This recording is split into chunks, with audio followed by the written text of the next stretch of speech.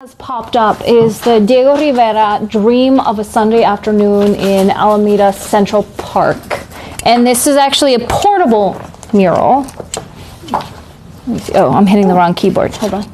There we go.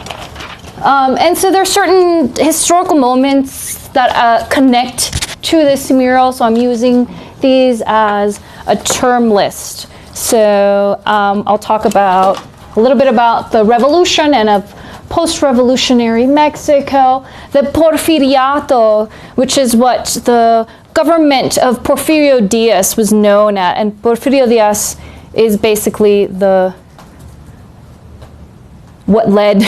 he was who led to the revolution. I might talk about Casasola, maybe not. Jose Vasconcelos, Mexican muralism, the three greats, Calavera and Quetzalcoatl.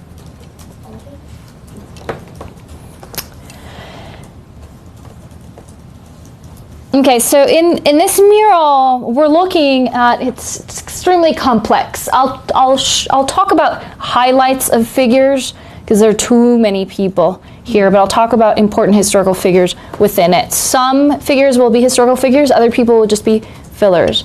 We're looking at a mural that's depicting three eras, almost 400 years of Mexican history, and it's basically broken up into three sections. We're looking at conquest and colonization, we're looking at the Porfirio Diaz dictatorship, and we're looking at the revolution.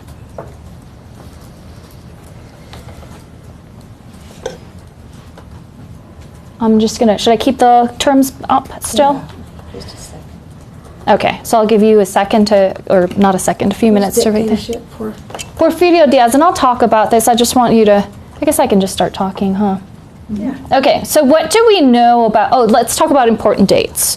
So we have the conquest, we have Mexican independence is 1821 is the year for Mexican independence. And then I had briefly kind of started to talk about the revolution with the Frida Kahlo piece, but I didn't really talk about it. And I said that the revolution starts in 1910 and it lasts. Right, I said, it depends on who you're reading. They'll end it in 1917 because that's when the new constitution was ratified. But other people will say, no, there was still conflict up until 1920 or 1921. So the Mexican Revolution, what do we know about the Mexican Revolution? I don't want to just start talking about it. Do we know anything about the Mexican Revolution? Or Independence, 1821. Revolution starts in 1910, and I said that there's several cutoff dates depending on which historian you're reading. So some of them will point at 1917 because that's when the Constitution is ratified. Some of them say that that's a cutoff period. Others say, well, yes, it was written, but there was still some conflict a few years later, so some will end it at 1920, others will end it at 1921. Right? History isn't as clear-cut as a lot of times you really want it to be. Do we know why this revolution begins in Mexico in 1910? I mean, just highlights, right? This is not a Mexican history class, but just to a little bit of... No, I know nothing. Nothing?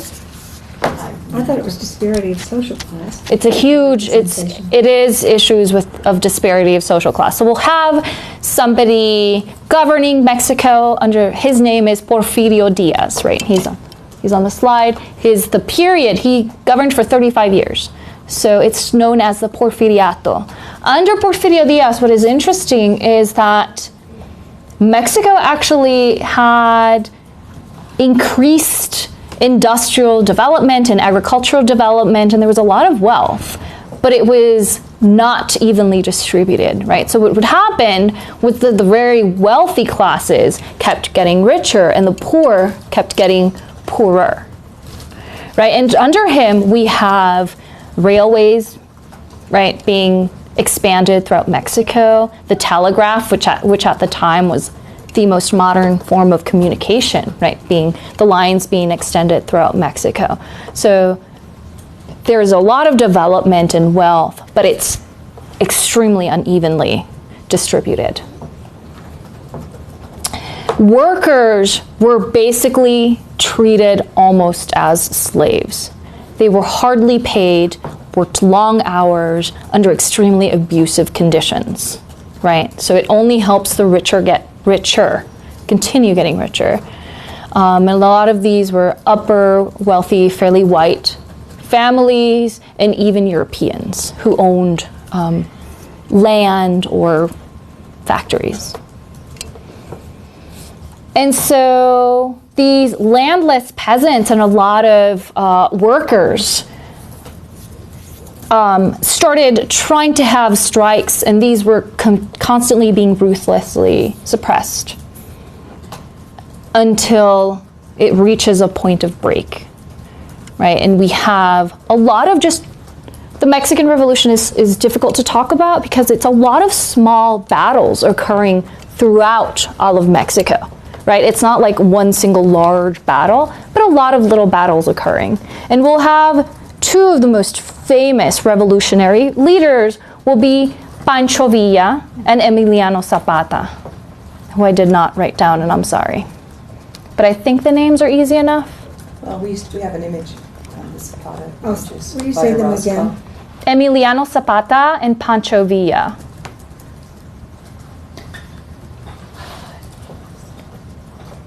So I included Casasola as a keyword because the Mexican Revolution was actually fairly well covered photographically. And a lot of people, when you see these images of the Mexican Revolution, people will call them Casasola images. And Casasola is a person, but he had a photo agency. And he had a lot of photographers out, and a lot of the photographers are anonymous at this point. Like, we really don't know who they were. So they've fallen under the Casasola agency, or the Casasola, we call it today the archive, right? Because he also acquired images of people who weren't necessarily working for him. And so the Mexican Revolution was extremely well documented. That's why we all know like what Pancho Villa and Emiliano Zapata look like. They were being photographed. Right, so think about like technological developments is something that's really interesting. I mentioned railroads, I mentioned telegraph, but also photography. So did he pay for the photos to be taken? Or did they just become associated with his name? So some people were working under him, some weren't. And Casasola would be like an entire lecture on its own. I don't, hopefully I'm not detracting from the importance of this, but I think he's really interesting because a lot of the images of the revolution will be attributed to Casasola. It's just kind of shorthand to Casasola archive. It's not that a single person took them, which I think is one of the person, that's the name of the person? Of the person who had the agency and the archive. Okay. Like Magnum Photography here, right? You know Magnum, the agency? Do we know what do you know what I'm talking about? Magnum, like the infamous photojournalist agency? Getty Images? Getty. Oh. Yeah, so if we just started calling all the images Getty, right, is kind of like the same thing with Casasola. So if we all started just calling, Getty Images. So Casasola started off as an agency, then as an archive, and it's an amazing archive of Mexican Revolution photography. There's some really good catalogs. I think there are even websites up on it. It's kind of gained some interest outside of Mexico. It's kind of fantastic. So we have the revolution occurring, and at the end of the revolution, right, we have Alvaro Obregón try to consolidate the country. And he'll govern from 1920 through 40. And why am I bringing Obregón? Well, he connects really beautifully back to Diego Rivera, because Obregón will hire José Vasconcelos, whose name is up there, and José Vasconcelos was the Minister of Education, or Public Education, and he is the one who hires the brigades of muralists who will start working in Mexico. Right, so when we talk about Mexico, we usually think about Mexican muralism during the 1920s. And this was José Vasconcelos' brainchild, right? So as a Minister of Education, or Secretary of Education is what he would be called in the US, right? correct? It's the Secretary of Education? Yeah. He thought, well, we have these large, so we've just gone through a civil war. People are divided. We have a huge literacy issue. We need to start unifying people and figuring out like how to make people feel like they're part of the country. And part of this was creating public art projects, right? And public art projects, they were murals, mainly painted on government buildings, right? And out of these brigades of muralists, and there were dozens of them, there were 3 really famous ones, known as the 3 great ones, Los Tres Grandes. And those were Rivera, first. Rivera, Orozco. Orozco, one more. Oh, and Siqueiros. Yeah. The most famous of them, and the biggest ego of all of them, is Diego Rivera, right?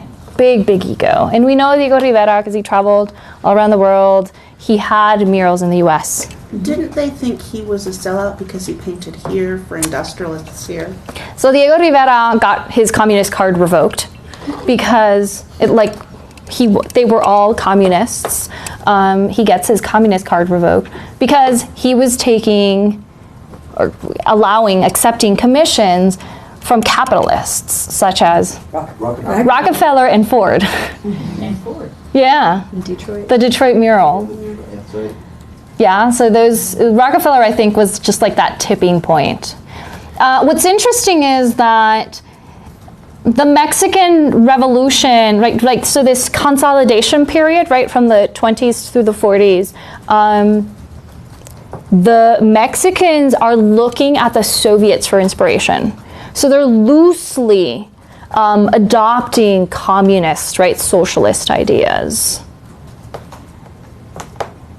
in imagery and in their language, right? Because this is a moment in which, right after the revolution, they're trying to figure out, okay, so we've just gone through a revolution. We just took out this high class that had been controlling us, that admired Europe so much, right? Everything was modeled after Europe, and they're thinking, okay, we don't want that. Who are we as a people now, as Mexicans, right? And so this is why all these ideas of indigenismo start to emerge, right? And so they start thinking about their past and this quite heroic, quite important past that Mexico had, right? Aztecs and Mayans, we had some of the biggest empires in the Americas were right in Mexico. At around this time, we'll also have archaeological sites being dug throughout Mexico. So it's quite exciting to a lot of these artists in that not only are they kind of fantasizing about this past, but they're actually able to go out and see temples and pyramids being quite, in reality, being dug out, rediscovered during this period. It was in 1887 you said that Templo Mayor was discovered? 1987, way after Diego Rivera's dead. Yeah, so Mexico, they're still finding things. Isn't that crazy how they're still like uncovering things? It's like, oh, I didn't know that was there. Right, so a lot of these artists, they're quite fascinated, and Mexico's composed by different states and regions, right? There are different languages and cultures, so a lot of these artists would go out throughout Mexico to study the different people, their customs and costume, right? Like I said, Frida Kahlo would collect the different attires that the women wore in the different regions. In Mexico, even the cuisine is extremely different regionally, right? And this is something that in some of Diego Rivera's work, not in this one particularly, but in other ones, you'll see him representing the different peoples of Mexico in a way to try to visually unify everyone. And it's very contradictory because there's kind of this, they're kind of trying to elevate their indigenous past, right? This heroic past. But they see the living indigenous people as being illiterate and really needing to assimilate to modernity. So it's kind of very contradictory. It's a conflict. It's very difficult. Jose Vasconcelos himself will be writing about the indigenous people. One of his most famous texts is The Cosmic Race. He's really interested in ideas of mestizaje, right, of racial and cultural mixing. And he sees these mixings as part of what has to happen in order for society to continue flourishing. So there's a lot going on, right? There's a lot of thinking, and all of these artists and intellectuals are talking to each other. Diego Rivera and Frida Kahlo infamously collected pre-Columbian objects. Diego Rivera has a museum that's shaped in the form of a pyramid, right? I mean, he was really into this. And so all of these things are sinking into him. Some of you probably know his biography. Right before coming to Mexico, he'd been living in Europe, and he'd been practicing all sorts of different modern styles, right? Possibly one of the most interesting ones were surrealism. When he comes back to Mexico to work on these murals, he starts rejecting modernism, European modernism, and starts adopting more realist or social realist styles. And why do you think was that? Why something that's highly illustrative versus modern abstract? To be literate, right? It's got to tell a story, a narrative. Yeah, so you have to tell a story, you have to tell a narrative, you have to reach illiterate masses, and if you give them something too abstract, they're not going to get it, right? But if you give them something highly figurative, they'll get it. And they use a lot of Christian iconography as well, because it's something that it'll click for people. Because even the illiterate would understand that iconography. Yeah, I mean, you see it in church. Sorry. Thank you.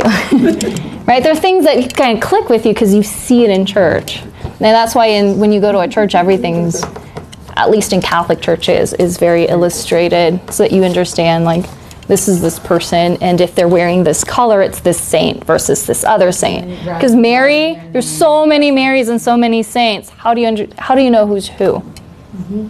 The hats also tell you something. Which hats? In Oh, there's. church. Yeah. If they have a hat, it's usually a halo, though, if it's a Catholic church. So, the robes. So let's get some highlights out of this. Okay, so here we have, this is the right-hand side detail. There's a lot of stuff, so much stuff going on in this. Where am I? Which one are we at? I don't remember. Who are we? So what do we see here? Is anybody familiar popping up? So the nun, I forgot her name.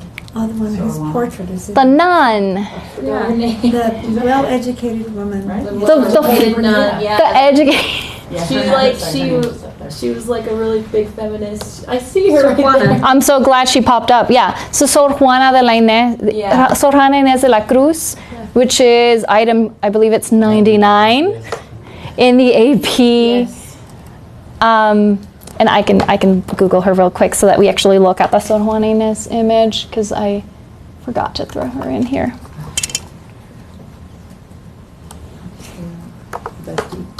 I don't remember the Well, communist it's leader's actually- name. Yeah, I remember because her name was, The she guy actually looks wrote like her name Colonel on the Sanders slide. in there. Oh, did she? Yeah. There are a lot of people in there. It's there are actually some websites that have gone through the trouble of identifying most people. So if you're really interested in finding out who everybody is, yeah. So here she It might is. be overwhelming to the kids. But Here she is. There she is. Oh, this one's a pretty decent Yeah. image. thing that you chose is interesting. A reminder to everybody that she's in Yep. And that huge.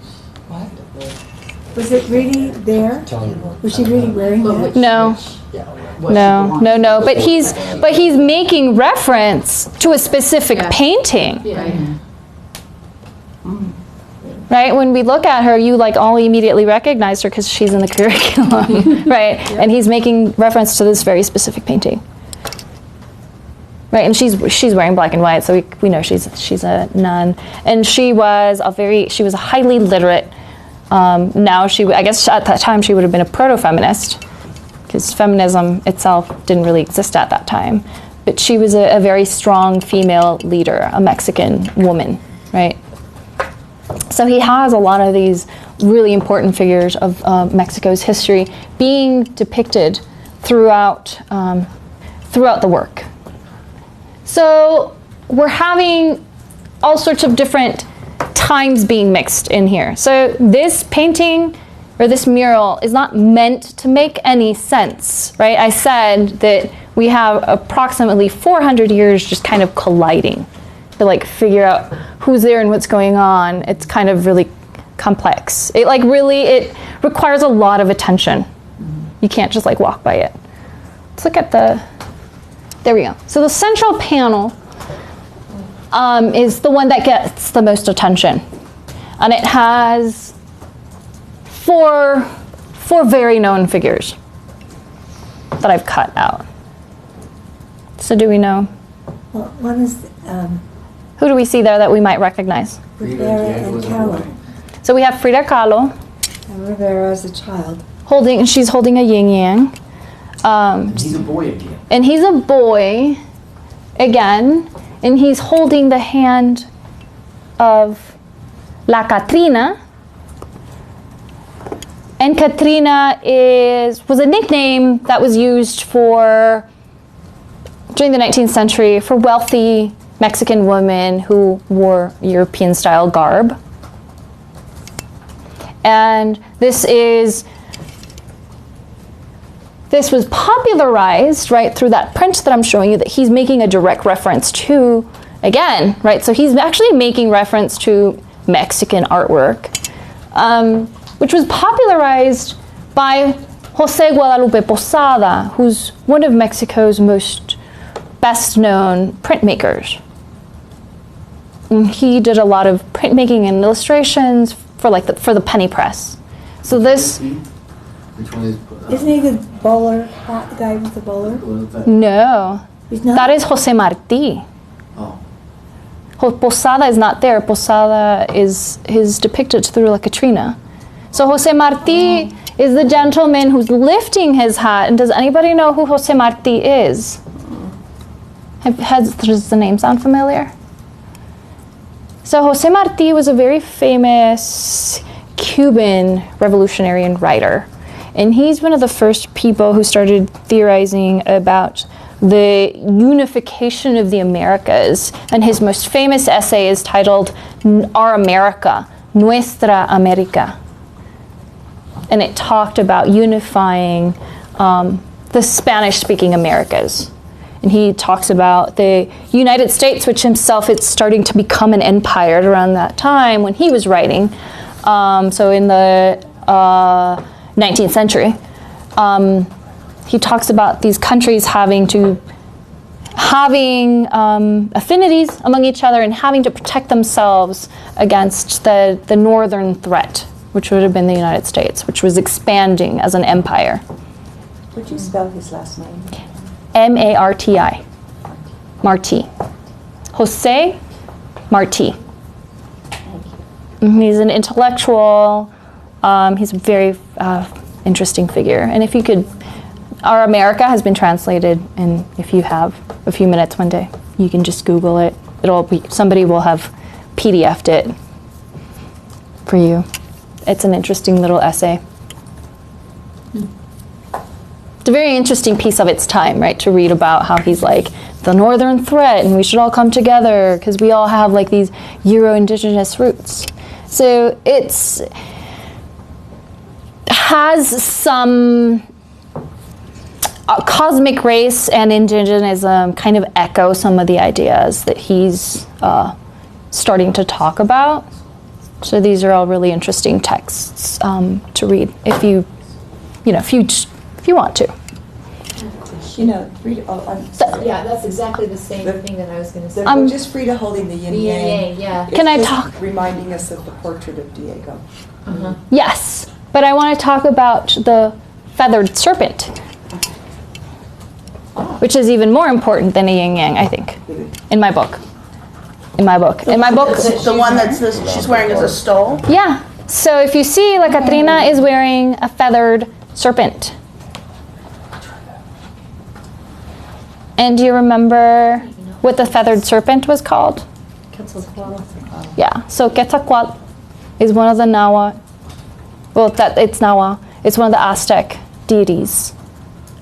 And she's wearing him around her neck. I think that's kind of really interesting. Symbolically, what would that show mean? There's this merger of times and of influences all happening. With the going around her neck? So I know that her being depicted as a skull is reference to this drawing. Katrina would not normally be. It would be a woman, not a skull. Yeah, she would normally be a woman. Yeah, it's like a nickname for a type of woman, right? What you would call like a type of person. So this like, you know, Well, pretty European, pretty Euro style, wealthy woman is what people at that time in the 19th century called like Katrina. I don't know, like saying like fashionista or something today. I don't know. So the fact that she is skull here is he not just referencing this drawing, but this kind of the like elusive, like what is he trying to represent here? Kind of be like. Okay, again, art history. Wealth is not last. You know what I mean? Is he kind of the death of? So skulls in Mexican art are really popular, and they have to do with the fleeting, with how fleeting life can be, right? It makes reference to that. It also ties back to pre-Columbian roots, right? And some of these gods and worshiping, and we've seen skulls and we've seen snakes on a lot of the temples before, like in the carvings, which we didn't really talk about that much during now, but you have seen in the AP curriculum. So there seem to be all of these different references just kind of coming into this one figure. In the Posada images, he tends to use skulls as a kind of in a more humorous way. A lot of times he makes fun of like the wealthy and how we're all gonna die and be the same at one point. And there doesn't seem to be as much fear of death as we do, for example, today in the US.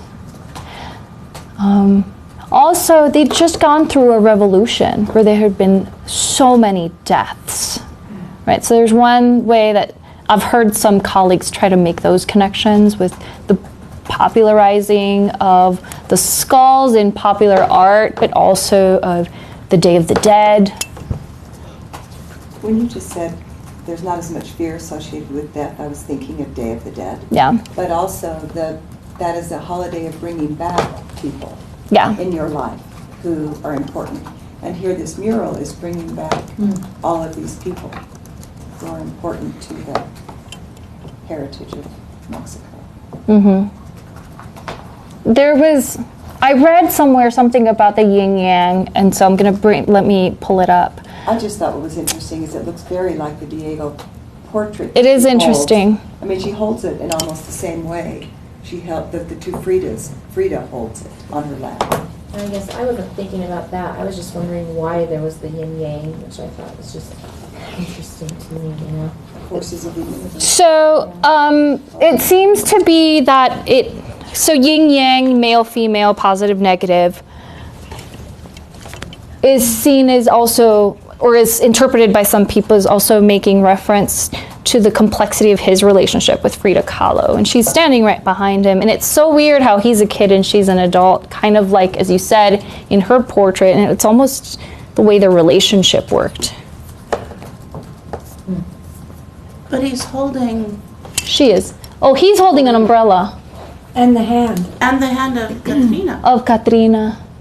Yeah, Katrina is almost the adult that is out with him. And my reference says the guy in the bowler is Posada, but maybe it's not right. So in the museum website, it says, well, oh, which one? This one. On the right. So this one, the one holding on to her. Oh, is this the one you were talking about? Oh, well, I've been talking to all of you this Right. entire time about the one who's lifting his hat. Right. Oh, okay, sorry. I was like, no, that's not. Okay, so we're talking about two different men, both wearing bowler hats and black suits. Okay, so you were correct. This person is believed to be Posada, and he's holding on to his creation, La Catrina. The one that I gave you a whole spiel about is the one behind Diego Rivera, next to Frida Kahlo. He's tipping his hat. That one is Jose Marti. Okay, sorry about that. Clarification now. Got it.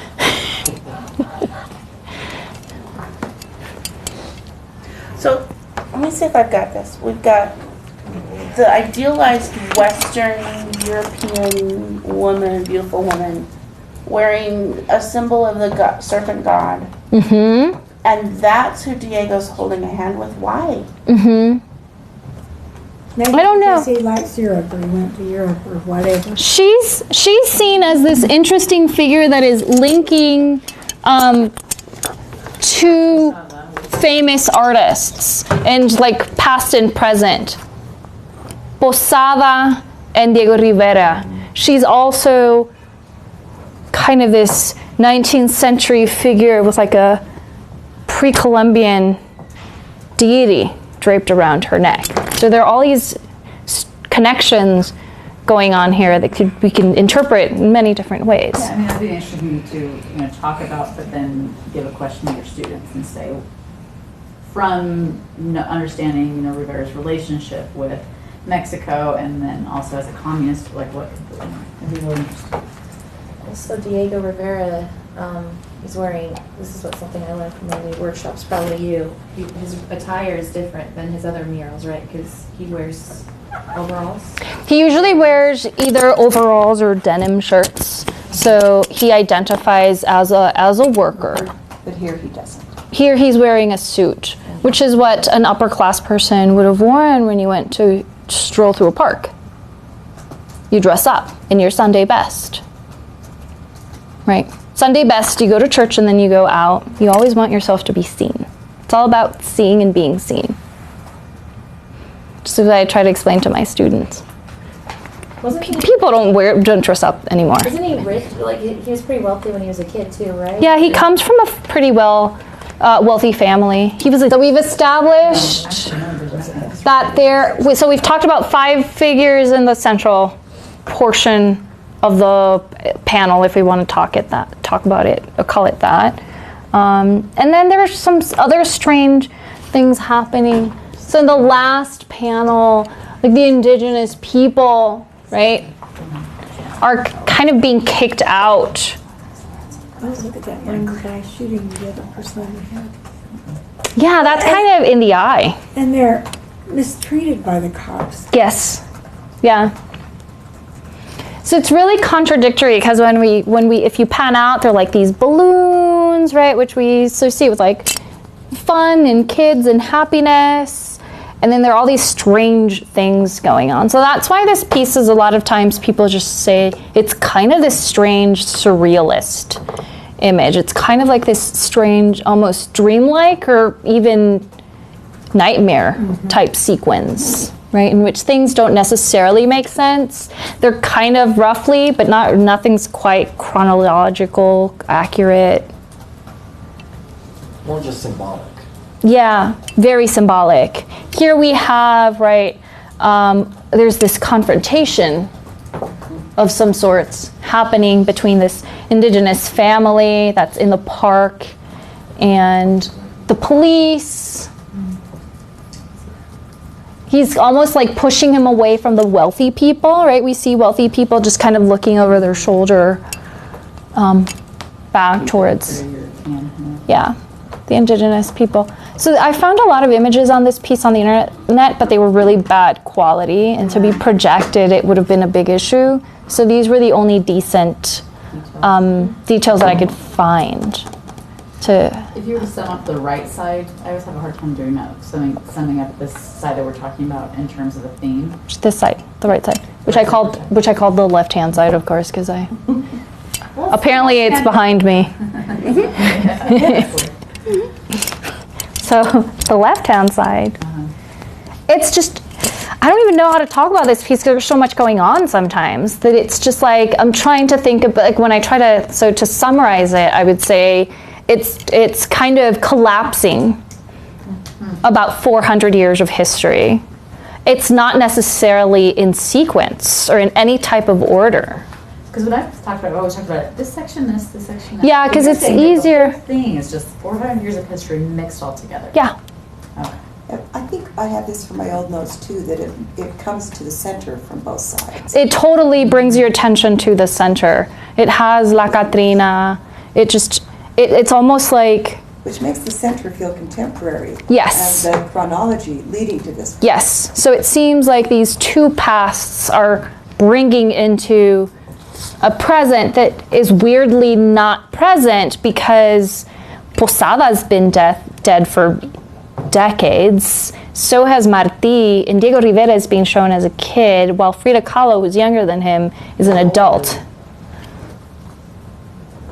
Yeah, so the sides kind of seem to bring attention to the center, but it's not rational. There's nothing rational about this piece, right? So again, that's why people tie it back to kind of surrealism, because it's not about rationality at all. It does seem to be, I mean, it may not be chronological, but we're seeing over and over again oppression of the indigenous peoples. That's been part of the history for 400 years. Yeah. Isn't it gorgeous? Propaganda.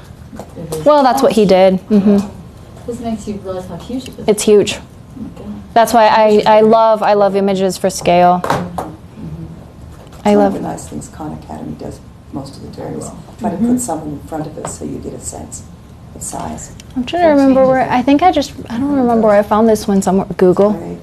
Like, Well, and it's very this is very. yeah, so it does depict the revolution, right? And so that seems to be kind of, and that part of the horse and the flags that I connect to the revolution, I couldn't find a good shot of that I really wanted to address. And I think that the indigenous family being kicked out connects back to the revolution and this social inequality, socioeconomic inequality, right, between the different classes, right? Then it's all being collapsed into a single portable mural. So where was this originally shown? This was- Has it been moved around? No, it was originally, it's on your handout. Hotel del Prado. It was originally in Hotel del Prado, and now it's at a museum in Mexico. And by portable mural, these are usually mounted on canvas. Isn't this a fresco? In pieces that It's portable. It says fresco. Portable fresco is, I think, how they call it. I think they call it portable fresco.